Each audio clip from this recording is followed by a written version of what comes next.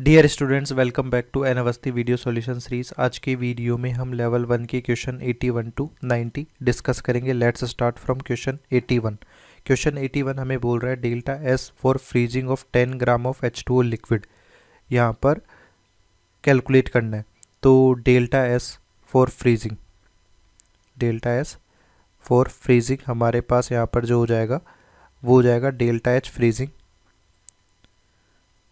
Divided by temperature, वो भी freezing point.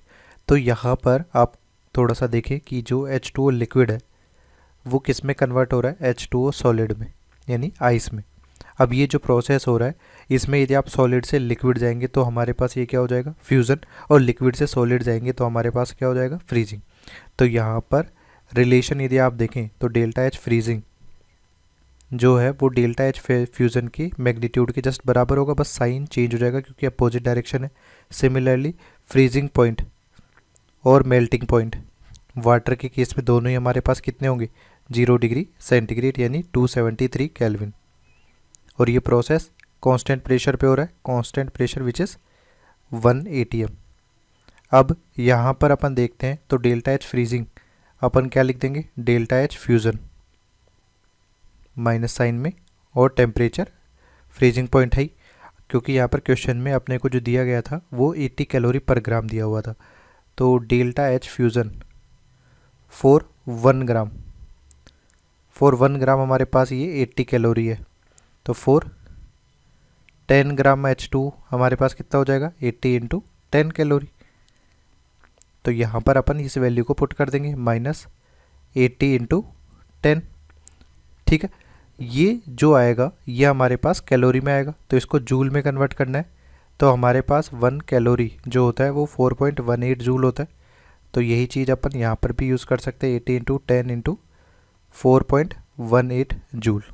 ठीक है, तो इसको 4.18 क्योंकि आंसर अपने पास जूल में दिया गया है, जूल पर केल्विन में।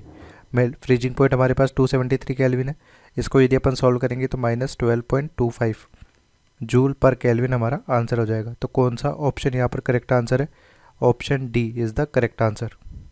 नेक्स्ट है 82 में हमें बोला गया chloroform has delta H vaporization and boils at 61.2 degree centigrade, what is the value of delta H vaporization for chloroform. तो ये हमारे पास क्या है, बॉइलिंग पॉइंट है, boiling point which is 61.2 degree centigrade. Kelvin में कन्वर्ट करेंगे तो 61.2 प्लस 273, ये सॉल्व करने पे आ जाएगा 334.2 केल्विन। तो डेल्टा एस वेपराइजेशन अपने को निकालना है क्लोरोफॉर्म का।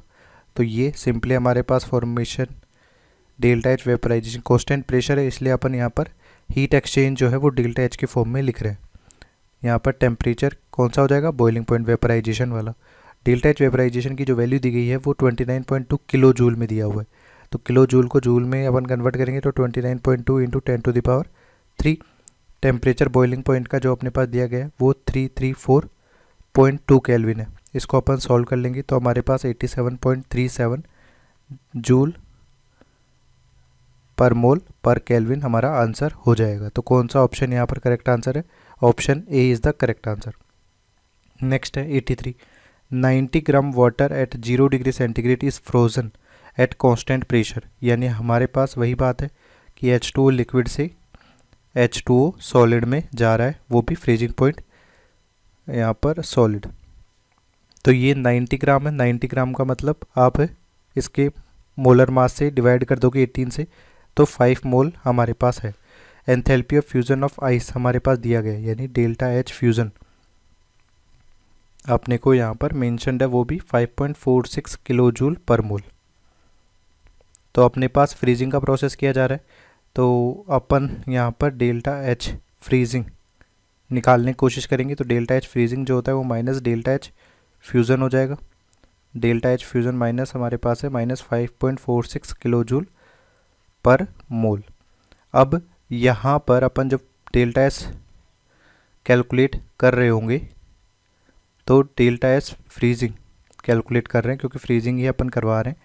तो delta H freezing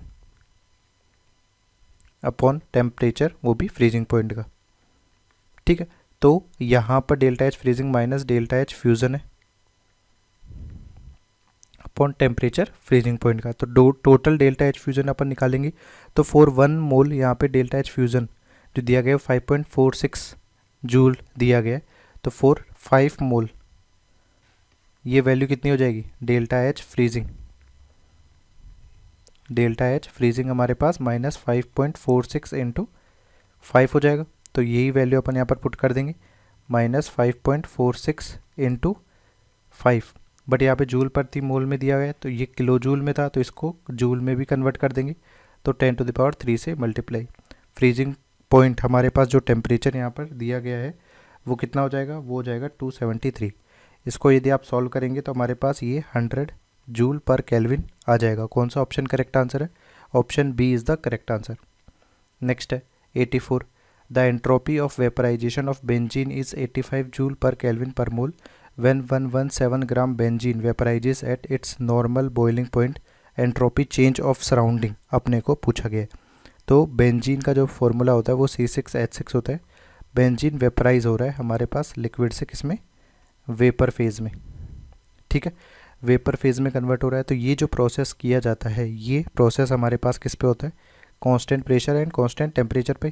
constant pressure and temperature, जो टेम्परेचर होगा वह हमारा क्या होता है, बॉइलिंग पॉइंट होता है। और कांस्टेंट प्रेशर टेम्परेचर पर यहाँ पर क्या एग्जिस्ट होगा, यहाँ पर इक्विलिब्रियम होगा। इक्विलिब्रियम का मतलब सिंपल सा, ये जो प्रोसेस होगा वो हमारा रिवर्सिबल प्रोसेस को फॉलो कर रहा होगा। और किसी भी रिवर्सिबल प्रोसेस के लिए अपन यदि डेल्टा एस टोटल निकालें तो डेल्टा एस टोटल हमारे पास होता है 0, और ये delta S system plus delta S surrounding का समीशन होगा। तो अल्टीमेटली यदि डेल्टा एस सराउंडिंग अपने को कैलकुलेट करना है तो वो मैग्नीट्यूड में तो डेल्टा एस सिस्टम के ही बराबर होगा, बट साइन में चेंज हो जाएगा। अब डेल्टा एस सिस्टम अपन किस तरह से निकाल सकते हैं वो देखते हैं। तो delta S vaporization for system, यहाँ पर अपने पास सवाल में दिया गया है कितना, 85 जूल पर केल्विन पर मोल। ये पर मोल हमारे पास दिया गया है, बट अपने पास 117 ग्राम बेंजीन है। तो मोलिकुलर वेट ऑफ C6H6 हमारे पास जो होगा वो 12 इंटू 6 प्लस 6 इंटू 1, ये 78 ग्राम होगा। तो 117 ग्राम बेंजीन का यदि अपने को कैलकुलेट करना हो तो 117 डिवाइडेड बाई 78, ये 1.5 मोल हो जाएगा। तो फॉर 1 मोल हमारे पास 85 जूल पर केल्विन पर मोल है यहाँ पर। तो delta S vaporization for surrounding for 1.5 mole यदि अपन निकालना चाहे तो इसका 1.5 टाइम्स हो जाएगा विद नेगेटिव साइन। तो माइनस डेल्टा एस सिस्टम अपन 85 इंटू 1.5 कर देंगे, तो ये जूल पर केल्विन में हमारा आंसर आ जाएगा। तो कौन सा ऑप्शन हमारे पास यहाँ पर करेक्ट आंसर है, option B is the correct answer. Next है 85, इसमें बोला गया which is correct statement, correct statement कौन सा है। तो यहाँ पर अपन देखते हैं, जैसे बी स्टेटमेंट दिया गया यहाँ पे फ्री एक्सपेंशन जो होता है एक्सटर्नल प्रेशर 0 होता है, एक्सटर्नल प्रेशर 0 है। और ये जो प्रोसेस होता है ये इरिवर्सिबल प्रोसेस होता है, और इरिवर्सिबल प्रोसेस के लिए डेल्टा एस टोटल हमेशा ग्रेटर देन 0 होगा। तो ये स्टेटमेंट ट्रू नहीं है। और यहाँ पर रिवर्सिबल बोला गया, तो रिवर्सिबल के लिए ऑलवेज डेल्टा एस टोटल जो होता है वो इक्वल टू 0 है, तो ये भी इनकरेक्ट स्टेटमेंट है। यहाँ पर बोला गया एंडोथर्मिक रिएक्शन के लिए delta S surrounding greater than 0 है। एंडोथर्मिक रिएक्शन हमारे पास है तो उसका मतलब सिंपल सा है कि वहाँ पर हीट एक्सचेंज डेल्टा एच जो होगा वो पॉजिटिव होगा। और डेल्टा एस सिस्टम हमारे पास यदि अपन देखें तो वो डेल्टा एच बाई टी होता है। तो डेल्टा एच सिस्टम हमारे पास क्या होगा, पॉजिटिव आ जाएगा क्योंकि डेल्टा एच पॉजिटिव है। बट यदि अपन डेल्टा एस सराउंडिंग को चेक करें तो यदि ये रिवर्सिबल प्रोसेस है, नॉर्मली हमारे पास कंसिडर करके चलें जस्ट अपोजिट साइन के बेसिस पे, तो माइनस डेल्टा एस सिस्टम होगा। तो यदि डेल्टा एस सिस्टम हमारे पास पॉजिटिव है तो डेल्टा एस सराउंडिंग हमारे पास क्या होगा, नेगेटिव होगा, यानी delta S surrounding less than 0 होगा, ना कि ग्रेटर देन 0। तो यहाँ पर कोई सा भी करेक्ट स्टेटमेंट नहीं है, option D is the correct answer. Next है 86, identify the correct statement regarding entropy. तो यहाँ पर जो सेकंड स्टेटमेंट दिया गया at absolute 0 temperature, absolute 0 temperature यानी 0 kelvin, entropy of perfectly crystalline substance is taken to be 0। ये हमारे पास थर्ड लॉ ऑफ थर्मोडायनेमिक्स है, थर्ड लॉ ऑफ थर्मोडायनेमिक्स। तो हमारे पास कौन सा ऑप्शन एंट्रोपी के रिगार्डिंग करेक्ट है? Option B is the correct answer. Next है 87।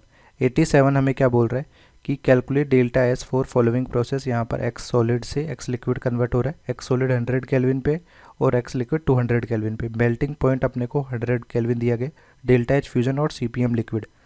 तो ये जो प्रोसेस है जहाँ पर मेल्टिंग पॉइंट हमारे पास 100 केल्विन है, तो एक्स सॉलिड से हमारे पास एक्स लिक्विड में कन्वर्ट हुआ होगा किस पे? 100 केल्विन पे।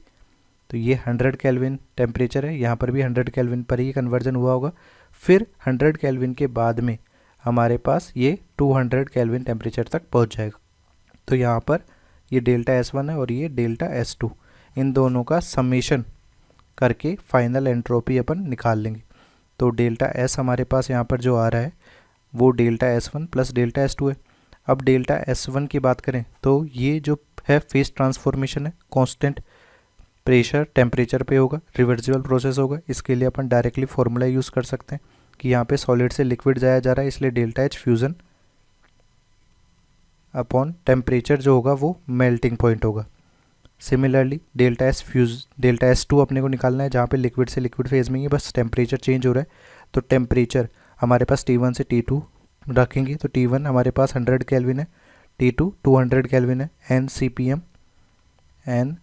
P M liquid dt upon T, ये फॉर्मूला अपन यूज़ कर लेंगे। तो डेल्टा एच फ्यूज़न हमारे पास यहाँ पर वैल्यू दी गई है 20 किलो जूल, यानी 20 इंटू 10⁻3। मेल्टिंग पॉइंट हमारे पास जो दिया गया है वो 100 केल्विन है, तो ये 100 केल्विन रख देंगे, प्लस यहाँ पर 100 से 200। इसमें n की वैल्यू यदि अपन पुट करें तो 1 मोल ही अपन के पास दिया हुआ है, 1 CPM ऑफ लिक्विड कितना दिया हुआ है? 10। यहाँ पर dt अपॉन टी। इसको यदि अपन सॉल्व करते हैं तो हमारे पास वैल्यू कितनी आएगी? ये 200 हो जाएगा प्लस 10 ln 200 अपॉन 100। तो इसको सॉल्व करेंगे तो 200 plus 10 ln 200 plus 10 into 2.303 log base 2 base 10 2। तो इसको सॉल्व करने पर ये वैल्यू हमारे पास राउंड आएगी 206.93 जूल पर केल्विन। तो कौन सा ऑप्शन हमारे पास करेक्ट आंसर है यहाँ पर? Option B is the correct answer. Next है 88। For a perfectly crystalline solid whose CPM is AT³ where E is constant, CPM की value 0.42 joule per kelvin, mole दी गई है 10 केल्विन, मोलर एंट्रोपी निकालनी है 20 केल्विन पर। तो हमारे पास यहाँ पर जो CPM का एक्सप्रेशन है वो AT³ दिया गया है। टेम्परेचर 10 केल्विन रखेंगे तो CPM की वैल्यू 0.42 है, तो 0.42 A कांस्टेंट है यहाँ पर, टेम्परेचर 10 का होल क्यूब, तो A की वैल्यू हमारे पास हो जाएगी 0.42 इंटू 10⁻³ अब मोलर एंट्रोपी का फॉर्मूला अपन यदि लगाए तो SM इक्वल टू हमारे पास 0 से temperature T kelvin CPM dt upon T। ठीक है, यहाँ पर अब वैल्यू पुट कर देते हैं कि 0 से 20 केल्विन पर देखते हैं। तो ये CPM हमारे पास है AT³ dt अपॉन T। यहाँ पर ये 0 से 20 AT² dt, तो अपन T³/3 T³/3 0 से 20। अब इसको सॉल्व करेंगे तो हमारे पास वैल्यू क्या आ जाएगी? यहाँ पर A 20 का होल क्यूब माइनस 0 A/3, 3 बाहर आ चुका है। A की वैल्यू यदि पुट करें तो 0.42 इंटू 10⁻³ 20 का होल क्यूब। तो इसको सॉल्व करेंगे तो 1.12 जूल पर केल्विन पर मोल। तो कौन सा ऑप्शन हमारे पास करेक्ट आंसर है? Option C is the correct answer. Next है 89। Consider the following spontaneous reaction, what are the signs of delta H and delta G. Spontaneous reaction है, यानी delta G की वैल्यू हमारे पास क्या है? नेगेटिव है, और यहाँ पर 3 मोल X2 गैस से 2 मोल X3 गैस हमारे पास बन रहा है। तो डेल्टा एन जी की वैल्यू अपन देखें तो 2 - 3 -1 है। तो change in entropy delta S हमारे पास entropy of product minus entropy of reactant यदि अपन निकालेंगे तो डेल्टा एन जी नेगेटिव होने की वजह से ये भी नेगेटिव हो जाएगा। और डेल्टा जी का जो एक्सप्रेशन होता है वो delta H minus T delta S होता है। अब डेल्टा एस यदि हमारे पास नेगेटिव है तो ये पूरा का पूरा जो टर्म होगा ये हमारे पास क्या हो जाएगा, पॉजिटिव हो जाएगा। और डेल्टा जी खुद हमारे पास क्या नेगेटिव है। तो ओवरऑल डेल्टा जी नेगेटिव तभी आ सकता है जब डेल्टा एच का वैल्यू मैग्नीट्यूड वाइज हमारे पास ज़्यादा हो टी डेल्टा एस से, और ये साइन किस में है, नेगेटिव में। तो इस तरह से डेल्टा जी, डेल्टा एच और डेल्टा एस तीनों के तीनों ही वैल्यूज़ हमारे पास क्या होंगे, यहाँ पर नेगेटिव होंगे। तो option D is the correct answer. Next है 90। फॉर द रिएक्शन जहाँ पर हमारे पास 2H गैस ये मिलकर H2 गैस बना रहा है, तो यहाँ पर भी अपन देखें तो 2 मोल एटम से 1 मोल हमारे पास मोलिक्यूल का फॉर्मेशन हो रहा है। तो डेल्टा एन जी हमारे पास 1 - 2 -1 है। तो डेल्टा एस हमारे पास यहाँ पर क्या होगा, नेगेटिव हो जाएगा, क्योंकि प्रोडक्ट माइनस रिएक्टेंट अपन निकालते हैं। और इस प्रोसेस में हमारे पास क्या हो रहा है, बॉन्ड फॉर्म हो रहा है, बॉन्ड फॉर्म हो रहा है। तो इसलिए डेल्टा एच की वैल्यू क्या होगी, एनर्जी रिलीज होगी बॉन्ड फॉर्मेशन में, डेल्टा एच नेगेटिव हो जाएगा। तो इस बेसिस पे हमारा कौन सा ऑप्शन करेक्ट आंसर होगा, option D is the correct answer.